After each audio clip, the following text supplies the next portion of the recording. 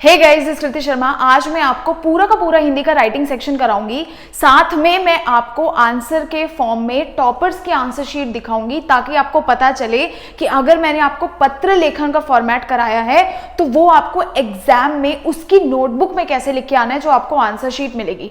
तो हम कोर्स ए course B दोनों का कंबाइन राइटिंग सेक्शन करने वाले हैं। आपकी कन्वीनियंस के लिए मैंने नीचे टाइम स्टैम्प्स दे दिए हैं, तो आप उस हिसाब से वीडियो को आगे करके देख सकते हैं। आपको वीडियो ध्यान से देखना है and I can guarantee you आपके हर एक डाउट राइटिंग सेक्शन से रिलेटेड पूरे के पूरे कवर हो जाएंगे। चलिए शुरू करते हैं। सबसे पहला जो है वो है अनुच्छेद लेखन। अनुच्छेद लेखन को कैसे लिखते हैं? क्या इसमें हेडिंग डाल के लिखते हैं या फिर इसको एक पैराग्राफ में लिखना है? क्या लाइन लीव करनी है? ऐसे बहुत सारे क्वेश्चंस आते हैं। तो देखो, अनुच्छेद लेखन का एक सिंपल सा हैक है। आपके पास अनुच्छेद लेखन में हमेशा ना संकेत बिंदु दिए होंगे, यानी कि इन्हीं बिंदुओं को आपको एक्सप्लेन करके लिखना होगा। जैसे पहला यहाँ पे दिया है भौगोलिक स्थिति, तो आपको इसको डिटेल करके लिखना है पैराग्राफ में। तो ये चीज समझ लो, जितने संकेत बिंदु उतने पैराग्राफ, और हर एक पैराग्राफ के बीच में एक लाइन आपको लीव करनी है। तो इसके लिए हम लगाएंगे LOL फॉर्मूला, यानी एक लाइन लीव करनी है। अगर संकेत बिंदु 3 होंगे तो आपके पैराग्राफ भी 3 होंगे, बट मेक श्योर कि आपके वर्ड्स 120 से 150 होने चाहिए। ये है आपका सीधा सीधा अनुच्छेद का फॉर्मेट। अब एक चीज जो बहुत ही ज्यादा ध्यान रखने वाली ये है कि अनुच्छेद लेखन कभी भी बिना इंट्रोडक्शन और बिना कंक्लूजन के नहीं होता। यानी कि जब आप पहला पैराग्राफ लिख रहे होगे, पहला बिंदु एक्सप्लेन कर रहे होगे, उस बिंदु को एक्सप्लेन करने से पहले आपको ये 2 लाइन का इंट्रोडक्शन लिखना है, फिर ये वाला बिंदु आपको एक्सप्लेन करना है।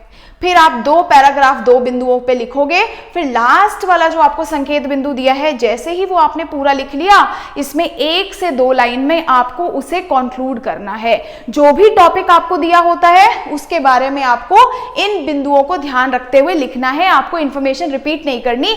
यह है आपका अनुच्छेद लेखन। अगर इसमें आपको थोड़े और मार्क्स चाहिए तो बहुत सिंपल सी चीज है, आप इसमें दोहे या कविताओं की पंक्तियां भी लिख सकते हैं। एक चीज अनुच्छेद लेखन में ध्यान रखेंगे, हमेशा अनुच्छेद लेखन की बीचों बीच हेडिंग डलती है।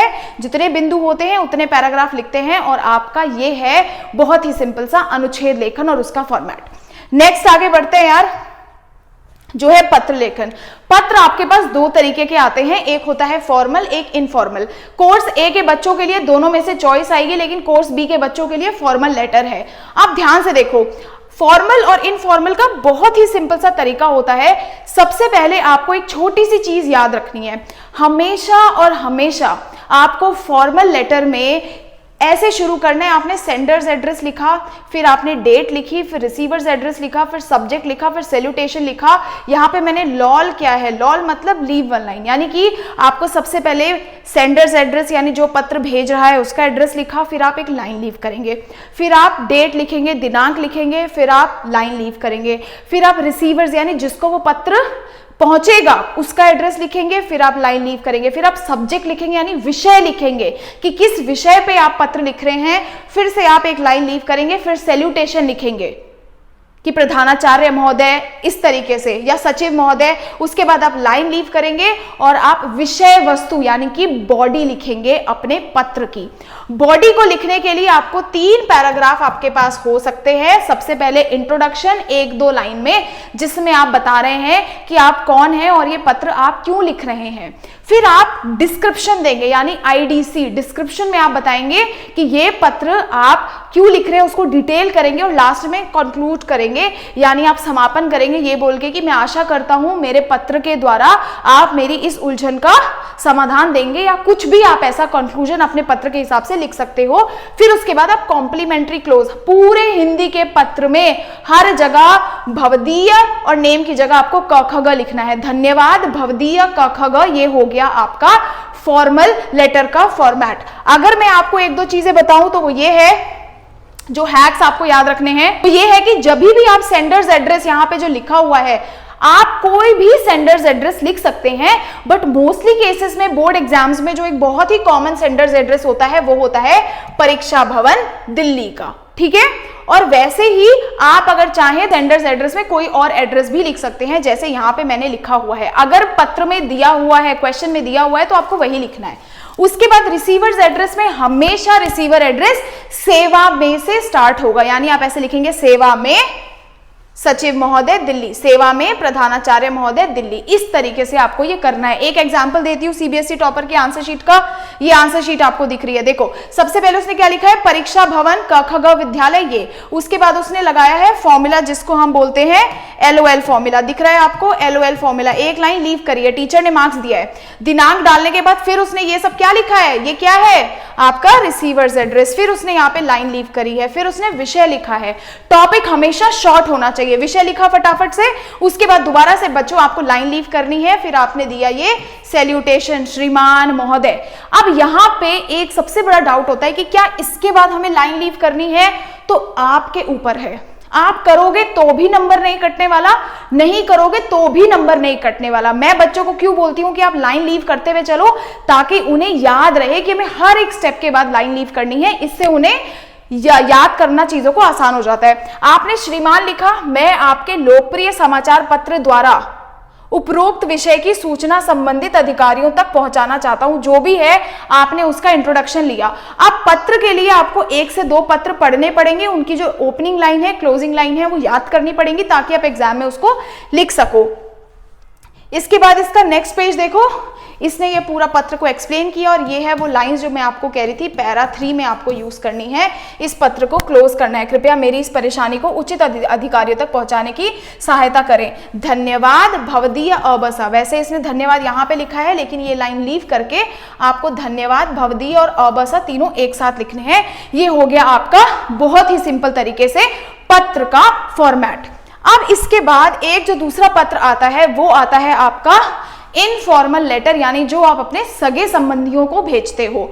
उस केस में बच्चों आपको रिसीवर एड्रेस नहीं लिखना होता है, केवल आप अपना पता लिखते हो, यानी जो उस पत्र को लिख रहा है वो अपना पता लिखता है, लेकिन जिसको वो पत्र जाएगा रिसीवर अपना एड्रेस नहीं लिखता है। तो परीक्षा भवन अबसा ये सेंडर्स एड्रेस हो गया, फिर आपने लाइन लीव करी, फिर डेट लिखी, फिर लाइन लीव करी, सीधा आपने संबोधन दे दिया प्रिय बहन, क्योंकि ये इनफॉर्मल है इसलिए आप रिसीवर्स एड्रेस इसमें नहीं लिखते हो। इसमें भी आप ऐसे ही 3 पैराग्राफ में अपने पत्र को लिखते हो। लास्ट में तुम्हारी बहन आशा, क्योंकि इसमें हम भवदीय यूज नहीं करेंगे, क्योंकि वो हम केवल फॉर्मल यानी कि औपचारिक पत्र में करते हैं। यहाँ पे आप सिंपल लिख दोगे तुम्हारी बहन आशा। बहुत ही आसान तरीका है आपके पत्र को लिखने का। तो ये हुआ आपका इनफॉर्मल लेटर यानी अनौपचारिक पत्र। अब बात आती है ईमेल लेखन की। ईमेल लेखन बहुत ही ज्यादा आसान होता है। बहुत सारे बच्चों को लगता है कि BCC लिखना है या CC लिखना है। बेटा तुम्हें वो दोनों स्टेप नहीं लिखने हैं। तो सबसे पहले ईमेल राइटिंग के 2 चीजें आपको दिमाग में रखनी है।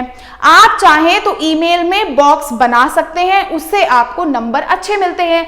अगर आप बॉक्स नहीं भी बनाते तो भी कोई बात नहीं। तो यदि आप बॉक्स यानी कि अगर आप बॉक्स नहीं बनाते तो उस केस में आपको कैसे लिखना है वो बताती हूं। आपको सबसे पहले यहां पे लिखना है फ्रॉम यानी कि प्रेषक। ठीक है, दोनों ही लिख दो, फ्रॉम और टू। तो आपने लिखा फ्रॉम प्रेषक यानी भेजने वाला, टू किसको जा रहा है, प्रेषिती। ठीक है, उसके बाद आपको फ्रॉम ऐसे करके फॉर्मेट के बाद सीधा यहाँ पे मेल आईडी लिखनी है, 2 मेल आईडी लिखनी है। उसके बाद ये 2 स्टेप लिखने के बाद आपको एक लाइन लीव करनी है, LOL फॉर्मूला लगाना है।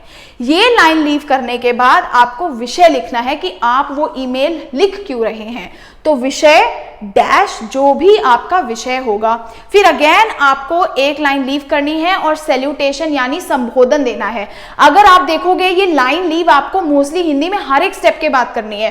अब आपने संबोधन दिया, जो भी आपका संबोधन है वो देने के बाद आपको अपनी बॉडी लिखनी है।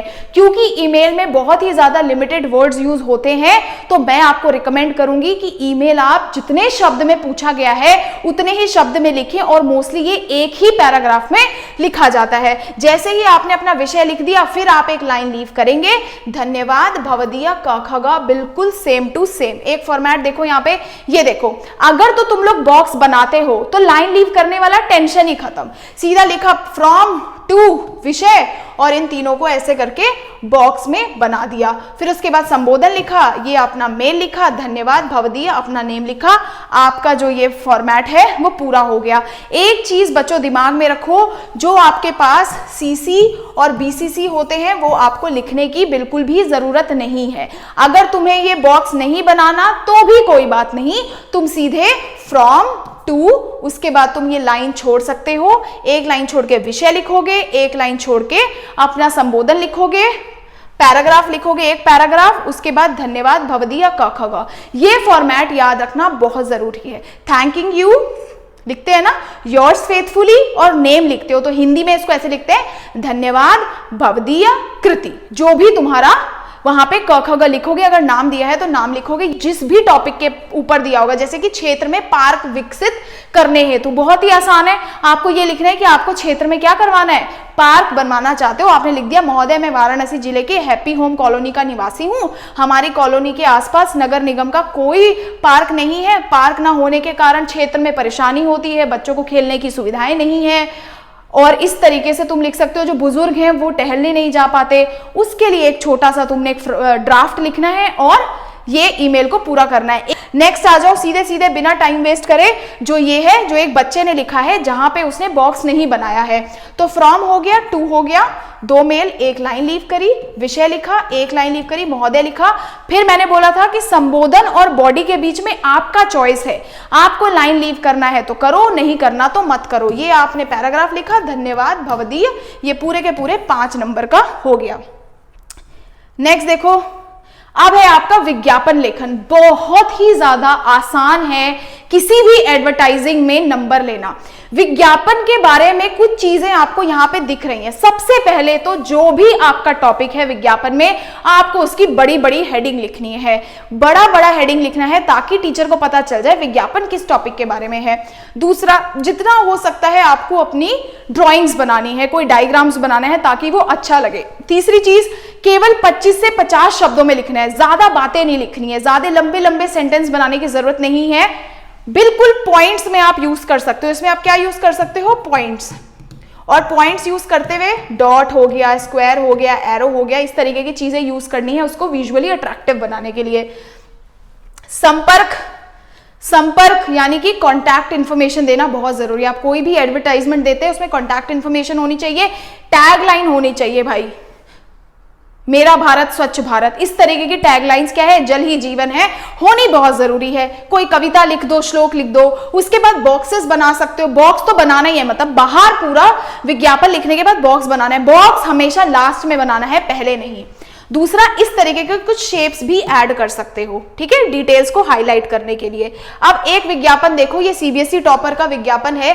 कुछ नहीं करना, कोई भी टॉपिक है, फॉर एग्जाम्पल एक पुस्तक मेला लग रहा है, उस मेले के बारे में जानकारी देते हुए आपको एक विज्ञापन बनाना है। बहुत ही सिंपल है। टॉपर ने सबसे पहले ये बॉक्स बनाया। अब इस बॉक्स के बाद बहुत सीधी सी चीज दिख रही है कि जिस टॉपिक के ऊपर विज्ञापन है वो विज्ञापन का नेम यहाँ पे दिया हुआ है पुस्तक मेला, इसको इसने हाईलाइट कर दिया है। अब पुस्तकें ही पुस्तकें, मैंने बोला था टैगलाइन डालो, पुस्तकें ही पुस्तकें, ये डाल दिया। आते जाओ पढ़ते जाओ, किताब बना दी इधर, 30% छूट, वो जो मैंने डायग्राम बताया था वो बना दिया। अब विशेषताएं क्या है भाई, कोई आपके पास किताब लेने क्यों आएगा, उसमें आपको क्या मिलेगा, रोमांचक पुस्तकें हैं, नई एडिशंस हैं, आपको बाय 1 गेट 1 फ्री मिलने वाला है, आज ही टिकट खरीदे मात्र 20 रुपए में, ये सब आपने लिख दिया। एक चीज बिल्कुल भी नहीं भूलनी है, दैट इज कॉन्टैक्ट डिटेल। तो कॉन्टैक्ट डिटेल आपने खुद से ही लिख देना है। अगर तो आपको दिया है क्वेश्चन में कि किसके बिहाफ पे लिखना है, तो वो ही ऑर्गेनाइजेशन या उसी पर्सन का नेम लिखना है। और नंबर में ऐसे करके आप कुछ भी लिख सकते हैं, लेकिन टेलीफोन नंबर में वो ना लिख करके आपको दूरभाष लिखना है, यानी कि फोन नंबर या टेलीफोन नंबर, ठीक है। इस तरीके से आपको ये पूरा का पूरा बनाना है। मेक श्योर करो, देखो ये बुलेट्स यूज करे हैं, ऐसे ही आपको मार्क्स मिलते हैं। एक और बहुत इजी सा एग्जांपल देख लो, ये वाला, अ ब स श्रृंगार। अब हर नारी का अधिकार है अ ब स का श्रृंगार। 20% छूट, थोड़ा बहुत ड्राइंग्स बना दी, विशेषताएं लिख दी पॉइंट्स में। जितना पॉइंट्स में लिखोगे उतने ज्यादा मार्क्स, और बिल्कुल आसान होता है बताना। आज ही खरीदे, संपर्क करें, हमेशा लास्ट में लिखना ही है कॉन्टैक्ट इन्फॉर्मेशन। इस तरीके से आपका ये हो गया विज्ञापन लेखन। अब नेक्स्ट जो आता है वो है संदेश लेखन। संदेश लेखन मतलब मैसेज। अब संदेश का फॉर्मेट में तो कुछ होता ही नहीं है ना। आपको संदेश लिखते हुए ये लिखना है कि आशा है कि आप अच्छे होंगे, मैं बहुत अच्छी हूं, ये सब कुछ नहीं लिखना है। आप संदेश हमेशा टू द पॉइंट और डायरेक्ट लिखते हैं। अब इसका फॉर्मेट देखते हैं। सबसे पहले आपने लिखना है दिनांक। जिस तारीख को आप संदेश लिख रहे हैं, फॉर एग्जाम्पल मैंने लिख दिया 12 तारीख, ठीक है। समय, जिस समय पे आप उसको लिख रहे हैं वो आपने यहां पे लिख दिया। तो सबसे पहले लिखा दिनांक, फिर लिखा आपने समय, ये दोनों आपके साथ में आएंगे। फिर आपने एक लाइन लीव करनी है, LOL फॉर्मूला लगाना है, फिर आपने संबोधन यानी सैल्यूटेशन लिखना है। प्रिय बहन अगर संदेश लिखना है, प्रिय देशवासियों अगर देशवासियों के लिए संदेश है, और उसके बाद 30 से 40 वर्ड्स में आपको वो संदेश लिख लेना है। फॉर एग्जाम्पल किसी ने तुम्हारे भाई ने ओलंपिक्स में मेडल ले लिया, तो मुझे कल ही पता चला कि तुमने ओलंपिक्स में मेडल ले लिया है, इसके लिए मैं बहुत ज़्यादा खुश हूँ। मैं तुम्हें आने वाले मतलब समय के लिए बहुत ज़्यादा क्या देता हूँ, शुभकामनाएं देता हूँ। इस तरीके से आपको लिखना है। आखिरी में बस तुम्हारा दोस्त और जो भी नाम है, बहुत ही सिंपल होता है। और एक चीज़ याद रखो, संदेश लेखन में आप चाहें तो बेटा इमेज बना सकते हैं, योर चॉइस। अगर आपकी ड्राइंग बहुत ज़्यादा खूबसूरत है तो, अगर आपकी ड्राइंग इतनी कोई खास नहीं है तो भी बना दो, क्योंकि ड्राइंग के नंबर नहीं है, बट उससे बना दिया तो अच्छी बात है। अगर नहीं भी बनाते हो तो भी कोई बात नहीं। एक एग्जांपल देखो कि लॉकडाउन में आपको सुरक्षित रखने हेतु आपने क्या करना है, अपने रिश्तेदारों को क्या लिखना है, संदेश लिखना है, जो शायद असलियत में तुम जिंदगी में ना लिखो, बट चलो कोई बात नहीं। यहां पे आया संदेश, तो सबसे पहले बीच में हेडिंग डाली संदेश, उसके बाद लिख दिया डेट। डेट के बाद ये समय जो यहाँ पे है ये लिखते हैं कई लोग, बट मैं आपको यही रिकमेंड करूंगी, कंफ्यूजन ना हो, आप इस समय को दिनांक के बिल्कुल नीचे इस तरीके से लिख सकते हैं समय। उसके बाद आपको लाइन लीव करके लिखना है प्रिय मामा जी।